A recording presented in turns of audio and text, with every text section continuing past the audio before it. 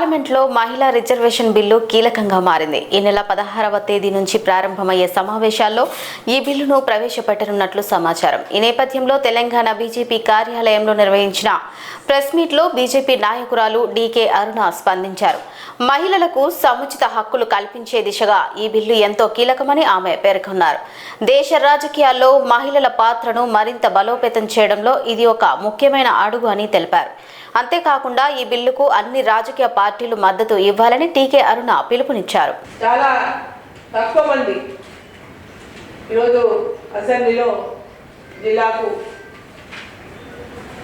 ఒకరు ఇద్దరు అక్కడ ఇక్కడ ఒకటి లేదు.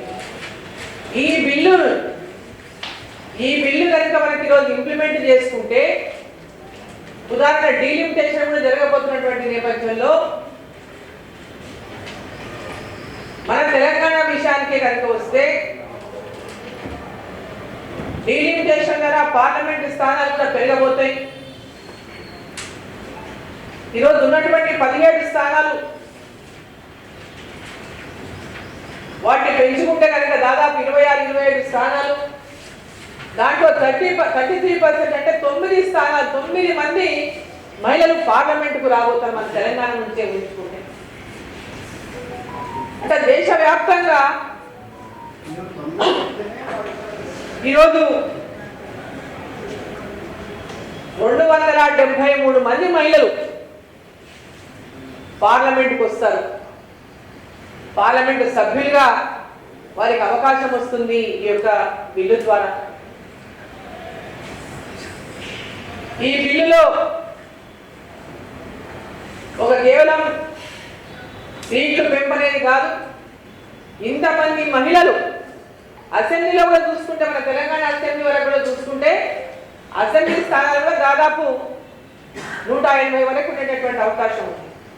180-181 కాన్స్టిట్యున్సీలు అవుతాయి మన తెలంగాణలో రిజర్వేషన్ తర్వాత అసెంబ్లీ స్థానాలు. దాంట్లో 33% అంటే దాదాపు 60 మంది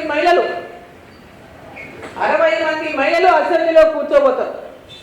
పార్టీలు ఎవరైనా కావచ్చు, ఏ పార్టీ అయినా కావచ్చు, 60 మంది మహిళలు అసెంబ్లీలో కూర్చునేటువంటి అవకాశం లభిస్తుంది. ఎస్సీ మహిళలకు కూడా పెద్ద ఎత్తున ఈ మహిళా రిజర్వేషన్ ద్వారా వారికి అందరికీ కూడా చట్టసభల్లో, అసెంబ్లీలో, పార్లమెంటులో కూడా పెద్ద సంఖ్యలో మహిళలు ముందుకు వచ్చేటటువంటి అవకాశం మనకు లభిస్తుంది. ఈ రిజర్వేషన్ దాదాపు 15 సంవత్సరాలు అమల్లో ఉండేటటువంటి అవకాశం ఉంది. ఏదో తాత్కాలికం ఒక టర్మే, నెక్స్ట్ టర్మ్ మళ్ళీ మారుతుందేమో అనేటటువంటి భావన చాలా మందిలో ఉంది. ఇది వరుసగా 3 టర్ములు ఉండేటటువంటి అవకాశం ఉంది. ఇది ఒక దీర్ఘకాలికమైనటువంటి మిషన్ ఈ యొక్క రిజర్వేషన్స్ మన భారతదేశానికి అందిస్తాయి, మన రాష్ట్రాలకు అందిస్తాయి. 2029లో ఈ బిల్లుని ఇంప్లిమెంట్ చేసే దిశగా అందరూ సహకరించాలని ప్రధానమంత్రి గారు కూడా దేశ రాజకీయాలు ఉన్నటువంటి అన్ని పార్టీలకు కూడా వారు పిలుపునిచ్చారు. మహిళలు పెద్ద ఎత్తున రాజకీయాల్లోకి రావాల్సినటువంటి అవసరం ఉంది. ఈరోజు దేశంలో పెద్ద ఎత్తున మహిళలు రాజకీయాల్లోకి రావడం వల్ల, వాళ్ళ భాగస్వామ్యం పెరగడం వల్ల పాలనలో క్వాలిటీ పెరుగుతుంది.